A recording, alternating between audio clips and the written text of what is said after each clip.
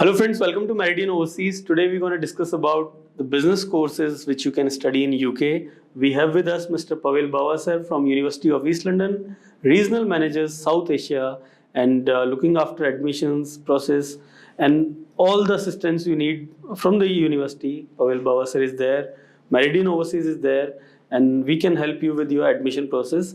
And today we're going to discuss about business courses. So if you are planning to study business related courses in any of business schools in UK, you will get an idea of which courses are in demand, why you should study business courses there, and we will be asking these questions from Mr. Pavel Bawasar. So welcome sir. And my first question directly will be, why study business in UK when you have to do business in your own country? All right, so that was a very good question, Amar, and thank you so much for inviting us to your for this particular session.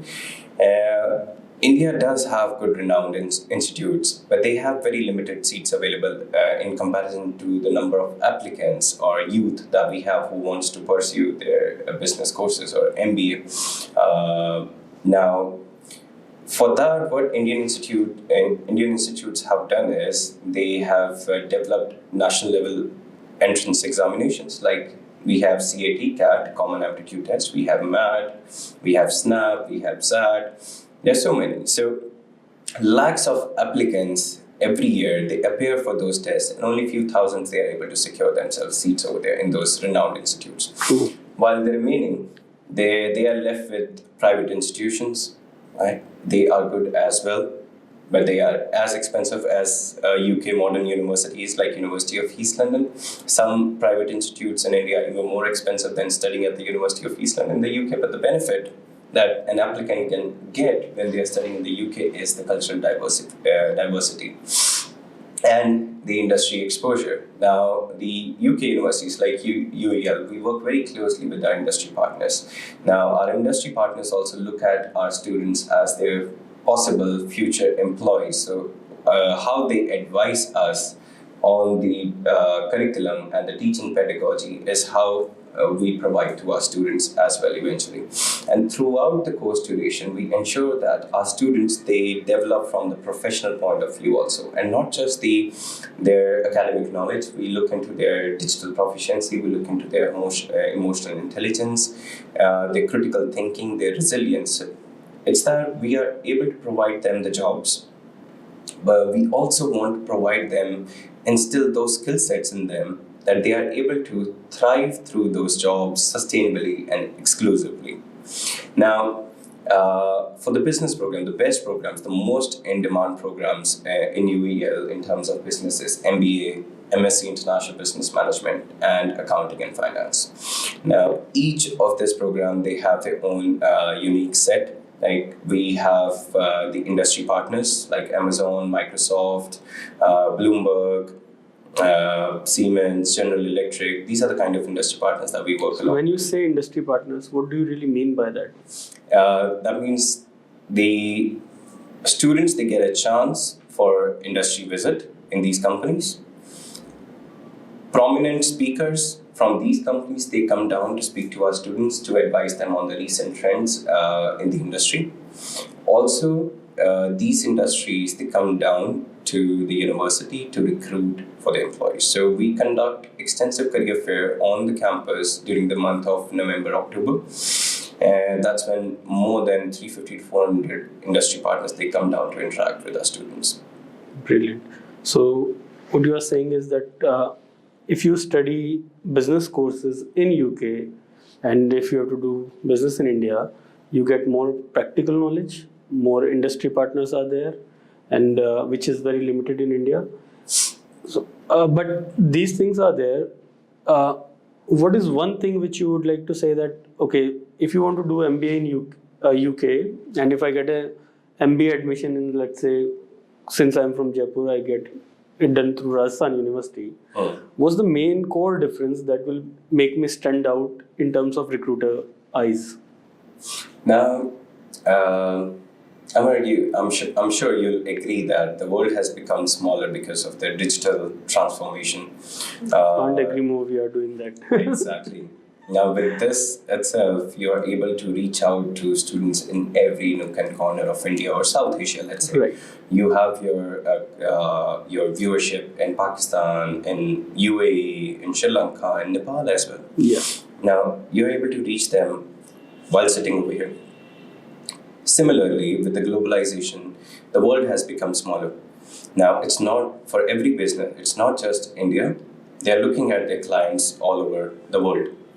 You can reach out to your client while sitting over here, even if your client is in Queensland. Any or, part of the earth, yeah. You can.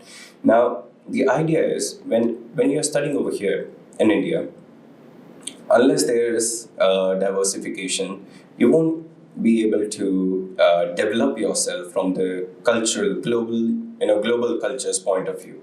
And when you're studying in the UK, there will be your classmates from different parts of the globe. Yes. You will get your internship, you'll get exposed to the international work world again.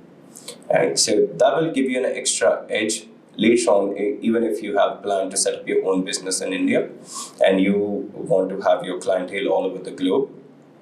Your education and your work exposure from the UK is going to help you a lot. So what I mean by this is like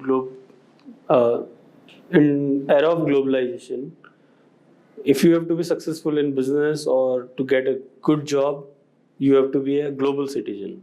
And in order to become a global citizen, you must study abroad and get the exposure, get the wider perspective, get the global understanding of global culture rather than your own city or national culture. Absolutely.